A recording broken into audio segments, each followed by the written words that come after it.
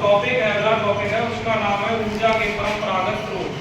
ऊर्जा के परंपरागत स्रोतों के बारे में हमने आपको बताया था कि जैसे जो हमें प्राकृतिक चीजों से जो हमें ऊर्जा मिलती है, जैसे हमारा सूर्य की रोशनी हो गई है ना, उसके द्वारा हम सोलर एनर्जी बनाते हैं, और पवन द्वारा हम पवन ऊर्जा बनाते हैं, और ज्वार भाटी ऊर्जा समुद्र की जो नहरें होती हैं उनके द्वारा हम ज्वार भाटी ऊर्जा बनाते हैं। ठीक है, उसके द्वारा भी ऊर्जा क्रिएट करी जाती है। तो आज हम सबसे पहला जो हमारा परंपरागत स्रोत ऊर्जा के परंपरागत स्रोत के बारे में जो हमारा पहला नंबर है उसका नाम है हमारा पवन चक्की।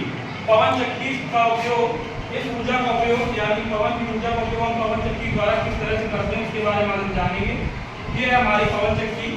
इसमें इसमें सबसे पहले पवन चक्की इसकी बनावट के बारे में समझेंगे, इसके उपयोग क्या है, इसके उपयोग की सीमाएं क्या है, उसके बारे में हम जानेंगे। सबसे पहले जो हमारी पवन ऊर्जा होती है उसका उपयोग हम किसके द्वारा करते हैं, जिस यंत्र के द्वारा करते हैं उसको हम बोलते हैं पवन चक्की। पवन चक्की हमारी उन स्थानों पर लगी होती है जहाँ पर साल भर हवा बहती रहती है, और इसके लिए हमें निम्नतम 15 किलोमीटर प्रति घंटा वाली हवा की जरूरत होती है। यानी कि हवा की चाल कितनी होनी चाहिए, 15 किलोमीटर प्रति घंटा, यानी कि मिनिमम यानी कम से कम, इससे कम नहीं होनी चाहिए। तो देखिए पवन चक्की का स्ट्रक्चर ये है आपका।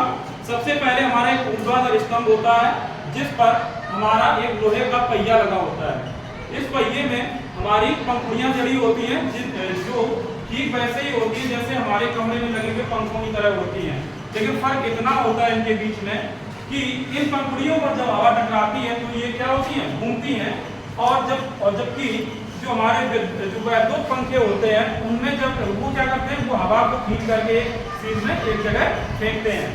यहाँ पर क्या है कि जब हमारी हवा चलती है और इन पंखुड़ियों की बनावट जो कि थोड़ी बैंड होती है यानी मुड़ी हुई होती है, इनसे जब पवन ऊर्जा हमारी टकराती है तो ये जो पंखुड़ियाँ इस पर लगी हुई हैं लोहे के पहिए पर, ये घूर्णन गति करने लगती हैं। ठीक है, ये पहिया क्या होता है, घूमने लगता है, क्योंकि जब ये हमारे यहाँ पंखुड़ी पर टकराती है तो ये पंखुड़ियाँ मूव करती हैं। इस मूवमेंट के कारण ये जो हमारा लोहे का पहिया होता है ये घूर्णन गति करने लगता है, अपने आप से चलता है। फिर क्या होता है कि इस लोहे के पहिए पर एक हमारी सॉकेट लगी, जिसको इंग्लिश में क्या बोलते हैं, जैसे हम अपनी भाषा में देसी भाषा में बोलते हैं सॉकेट, इसको हम वैसे बोलते हैं सॉक। ये सॉक द्वारा हमारी एक करंट जुड़ी होती है, उस करंट से हमारी जो संपर्क छड़ होती है उसके द्वारा ये हमारा जो नलकूप बना हुआ है इसके जो जल पंप है वो छड़ हमारी अटैच रहती है। होता क्या है कि जब ये पंखुड़ियाँ हवा के दबाव में घूमती हैं उससे हमारा पहिया घूमता है। इस पहिए में जो ये सॉकेट लगी हुई है, जब ये पहिया घूमता है तो ये सॉकेट इस पहिए के कारण मूवमेंट करने लगता है, ऐसे गोल गोल घूमने लगता है, जिसके कारण ये इस करंट द्वारा ये जो हमारी पिस्टन है ये ऊपर नीचे होने लगती है नलकूप में, और यहाँ पर जो दबाव पड़ता है पानी में, उस दबाव के कारण हमारा पानी नल के द्वारा बाहर आने लगता है। तो यहाँ पर आज हमने जाना कि पवन ऊर्जा का उपयोग हम नलकूपों में या विद्युत बनाने में किस तरह से करते हैं उसको हमने जाना।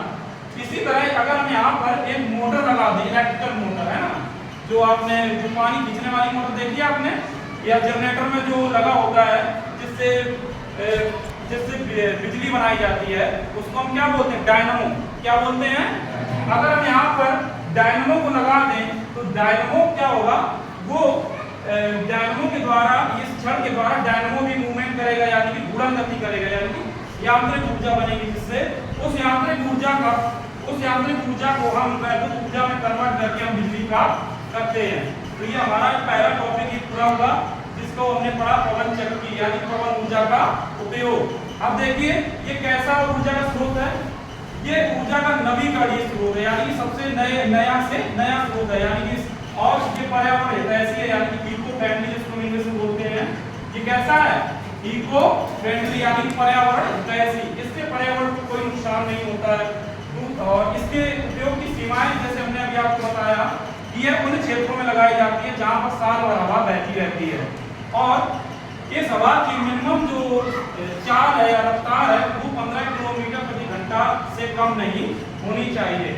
और दूसरी चीज ये उन क्षेत्रों में जैसे इसको लगाना बहुत महंगा होता है। क्या होता है? इसको लगाना बहुत ही महंगा पड़ता है, और इसको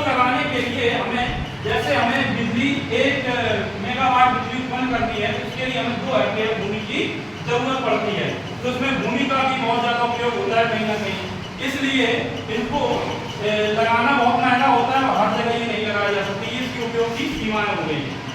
और ये हमारा आज का ये पूरा टॉपिक कंप्लीट हुआ और नेक्स्ट हम पढ़ेंगे सौर ऊर्जा के उपयोग।